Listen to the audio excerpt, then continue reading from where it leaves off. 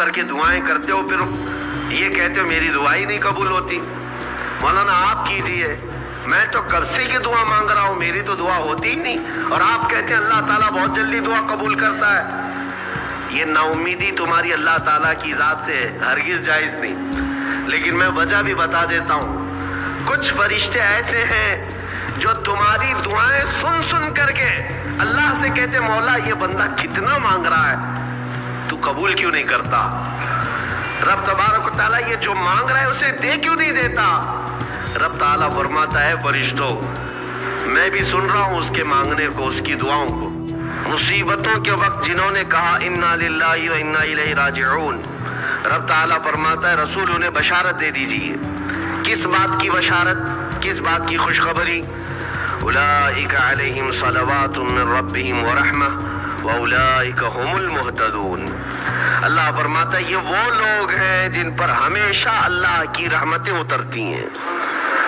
جنہوں نے انا للہ و انا الیہ راجعون کہا، یہ وہ لوگ ہیں جن پر اللہ تبارک و تعالیٰ کی طرف سے ہر وقت رحمتیں اترتی ہیں، اور یہی لوگ ہدایت پائے ہوئے ہیں، یہی لوگ ہدایت والے لوگ ہیں۔ اس پوری آیت کے اعتبار سے اگر میں آپ کو بتاؤں تو پتہ یہ چلے گا، ریزلٹ اس کا یہ ہے کہ مصیبتوں کے وقت صبر کرنا یہ ہدایت ہے۔ ہدایت، اگر آپ ہدایت پر ہیں یا نہیں یہ دیکھنے کے لیے مصیبتوں کے وقت ہی آپ کو دیکھا جائے گا۔ گھر میں کسی کا انتقال ہو جائے اور پھر دیکھا جائے گا کہ تمہاری زبان سے الفاظ کیا کیا نکلتے ہیں، تم شکایتیں کن کن باتوں کی کرتے ہو، پھر دیکھا جائے گا ہدایت پر ہو یا گمراہ ہو۔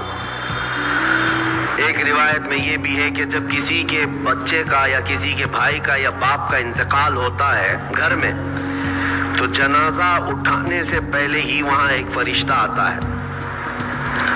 وہ فرشتہ گھر والوں کا معائنہ کر رہا ہوتا ہے کہ کون کون کیا کیا کہہ رہا ہے۔ رب ذوالجلال ہر چیز کی خبر رکھتا ہے، لیکن فرشتوں کو اسباب بنایا گیا ہے اور گواہ بنانے کے لیے انہیں یہ ڈیوٹی دی جاتی ہے۔ ہر ایک کی زبان سے نکلے ہوئے الفاظ وہ سنتا ہے اور جا کر کے رب تعالیٰ کی بارگاہ میں عرض کرتا ہے۔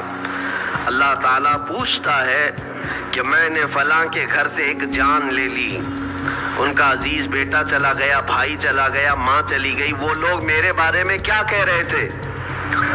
فرشتہ کہتا ہے اے رب ذوالجلال، ان لوگوں کے زبان پر شکر کے الفاظ تھے، وَإِنَّا لِلَّهِ وَإِنَّا إِلَيْهِ راجعون کہہ رہے تھے، اور وہ صبر کر رہے تھے۔ میں نے گھر والوں کے سب حالات دیکھے۔ اللہ تعالیٰ فرماتا ہے اے میرے فرشتے تو گواہ رہنا، میں نے ان سے جو چیز لیا ہے اس سے کئی گنا زیادہ نعمت انہیں عطا کروں گا، اس سے بہتر نسل انہیں دی جائے گی، اور ان کے غم آج جتنے ہیں اس سے کئی گنا زیادہ خوشیاں میں انہیں جنت کی عطا کروں گا، جنہوں نے میری دی ہوئی مصیبت پر صبر کیا۔ اور کوئی گھر ایسا ہوگا جس گھر سے فرشتہ جا کر کہے گا کہ مولا اس گھر والے تو بے قابو تھے، جو منہ میں آیا بکے جا رہے تھے، وہ تو یوں کہہ رہے تھے کہ اللہ کو کیا ہمارا ہی گھر ملا، ہمارا ہی بچہ جانے کو تھا، ہمارے ہی گھر میں یہ آفت آنے کو تھی۔ اس طرح کے الفاظ وہ کہہ رہے تھے اور رب تبارک و تعالیٰ کو ظالم کہہ رہے تھے۔ اللہ تبارک و تعالیٰ اپنے جلال کا اظہار فرماتا ہے، ارشاد فرماتا ہے فرشتے کو اے فرشتے تو گواہ رہنا، انہوں نے میرے بارے میں جیسا گمان کیا اب میں ان کے ساتھ ویسا ہی سلوک کروں گا۔ اللہ تبارک و تعالیٰ کے ساتھ یہ گمان جس طرح بندہ کرے گا اللہ تعالیٰ اس کے ساتھ اسی طرح کا سلوک فرمائے گا۔ اس کو ارحم الراحمین ہی تصور کرو۔ ہمیشہ رب تبارک و تعالیٰ مہربان ہے اور مہربان ہی اس کی طرف گمان کرنا بھی چاہیے مومن کو۔ انشاءاللہ العزیز مہربانی ہوگی، اور بلکہ دلوں کا قرار اور سکون بھی رب تعالیٰ ہی عطا کرتا ہے۔ اے میرے عزیزو، یہ تمہیدی باتوں کے بعد میں اب عرض کرنا چاہتا ہوں، محرم الحرام کے مہینے میں کربلا کے واقعات سنتے ہی رہتے ہیں۔ میرے عزیزو، ہم بچپن سے لے کر اب تک ہر سال کربلا میں ہونے والے عظیم حادثے کو سنتے بھی آ رہے ہیں. 14 صدیاں گزر جانے کے بعد بھی اس واقعے کو یاد کرتے ہیں تو آنکھیں بھیگ جاتی ہیں.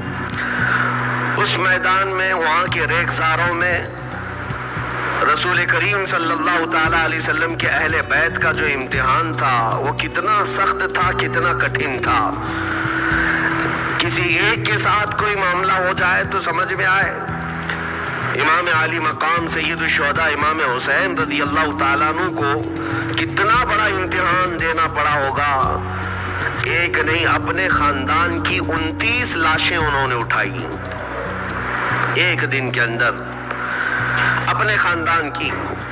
پھر دوسرے ان کے اصحاب اور رسول اللہ کے صحابہ بھی اس میں موجود ہیں, اور دوسروں کے بچے بھی اس میں موجود ہیں. کل ملا کر 72 لوگوں کی وہاں پر جانیں گئی ہیں. شہادت کا جام انہوں نے نوش کیا ہے, لیکن ہر گھڑی امام حسین ہر موت کو دیکھتے رہے.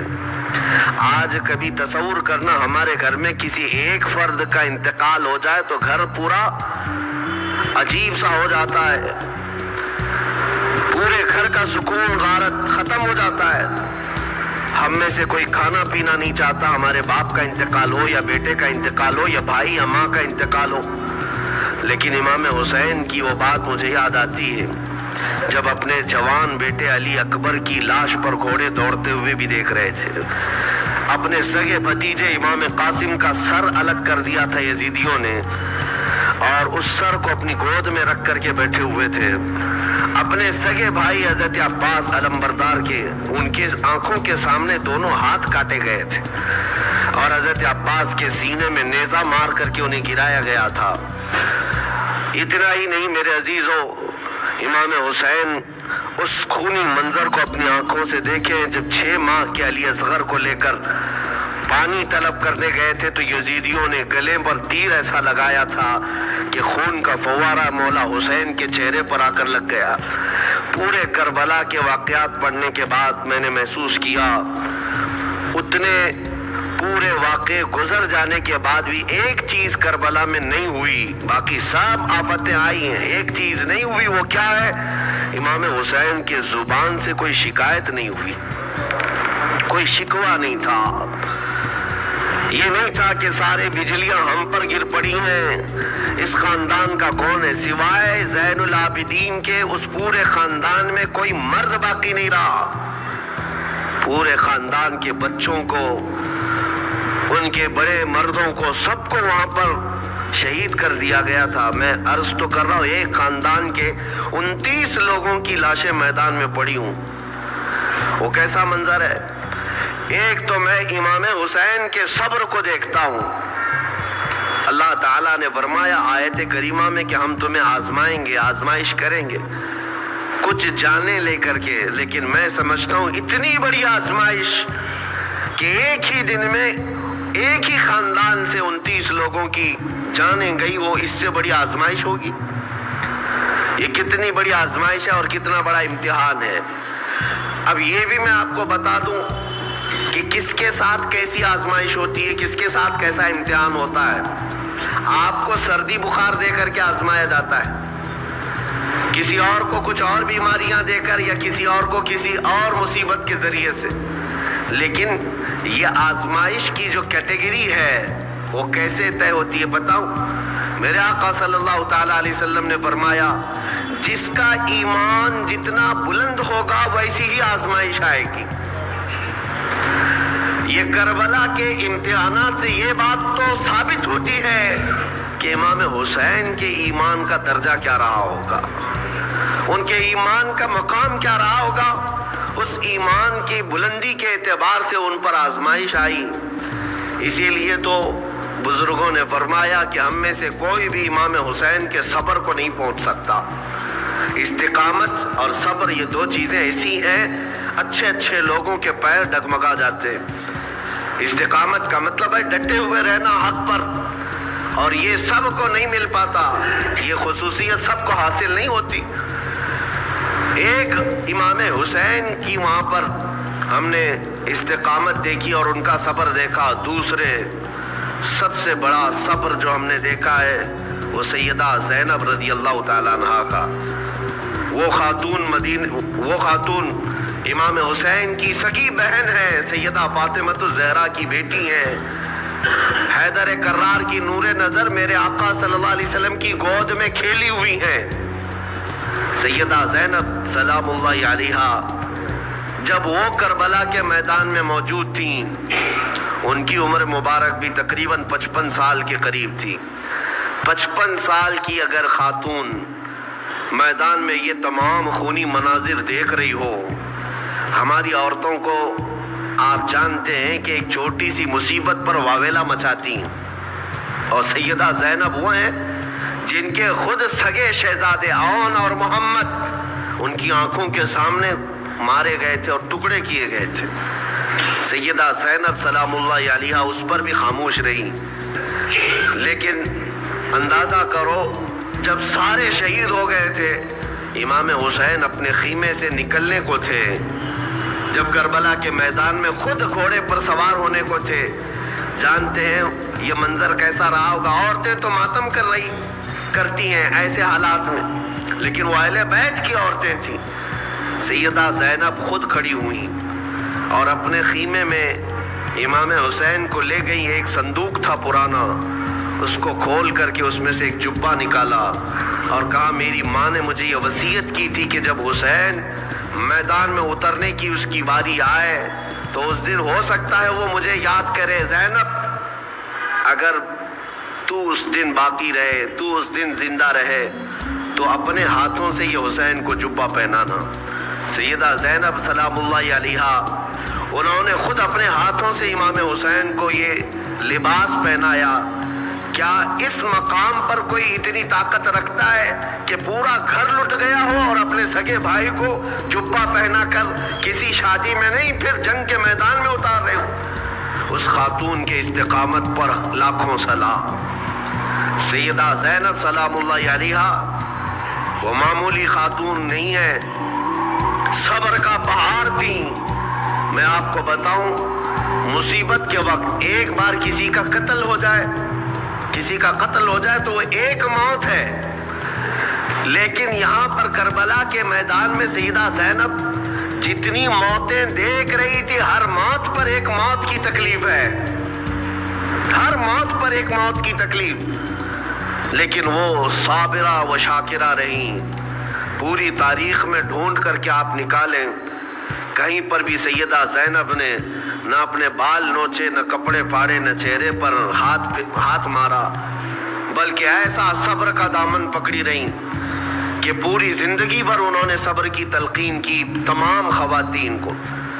گھر لٹانا، گھر کٹانا، کوئی سر کٹانا کوئی تم سے سیکھ جائے، جان عالم ہو فدا اے خاندان اہل بیت۔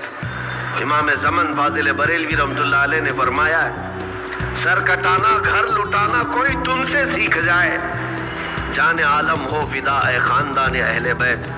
عزیزان گرامی وقار، یہاں پر ان حالات کے بعد میں آپ کو ایک بات ضرور کہنا چاہوں گا۔ مصیبتیں ہمارے گھر بھی آتی ہیں، آفتیں تکلیفیں ہمارے گھروں بھی آتی ہیں، لیکن کیا ہم ان مصیبتوں کا سامنا کرتے ہیں، استقبال کرتے ہیں؟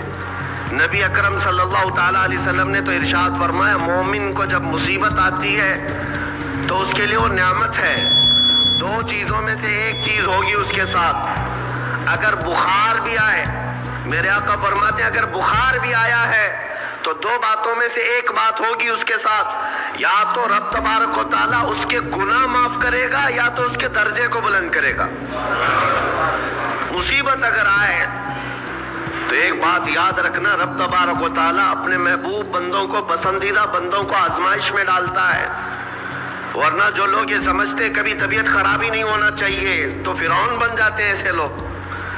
فرعون کو 90 سال تک نہ کبھی سردی آئی نہ بخار، کبھی کوئی بیماری نہیں، اور جب بندہ کبھی بیمار نہیں ہوتا تو اپنے آپ کو خدا تصور کرنے لگ جاتا ہے، میں تو دنیا کا سب سے مضبوط آدمی ہوں، مجھے کچھ نہیں ہوتا۔ لیکن مصیبتیں دے کر کے رب تبارک و تعالیٰ تمہیں تمہاری حقیقت بھی بتاتا ہے، اور انسان کو انسان کی لمٹ میں رہنا سکھایا جاتا ہے۔ تمہاری حیثیت صرف اتنی ہے کہ اگر نس رک گئی، دل کی دھڑکنیں ایک آن کے لیے اگر رک گئی تو سب ختم ہے۔ اسی لیے تمہیں رب تبارک و تعالیٰ کے حضور جانا ہی ہے تو صبر بھی سیکھو اور شکر بھی سیکھو۔ آج مصیبتیں اور آفتیں آتی ہیں تو واویلا کرنے والوں کے لیے میرا میسج ہے، اللہ تبارک و تعالیٰ تمہاری ہر بات کو دیکھ رہا ہے۔ تمہارے چیخنے سے، چلانے سے، تمہاری شکایت کرنے سے گئے ہوئے آدمی کی جان واپس تو نہیں آنی ہے۔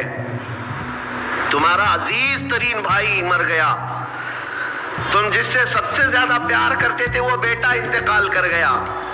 مجھے بتاؤ، تم 10 لوگوں میں چیخو گے، چلاؤ گے، رب تعالیٰ کے حضور بری بری باتیں بھی کرو گے تو کیا وہ گئی ہوئی جان واپس آ سکتی ہے؟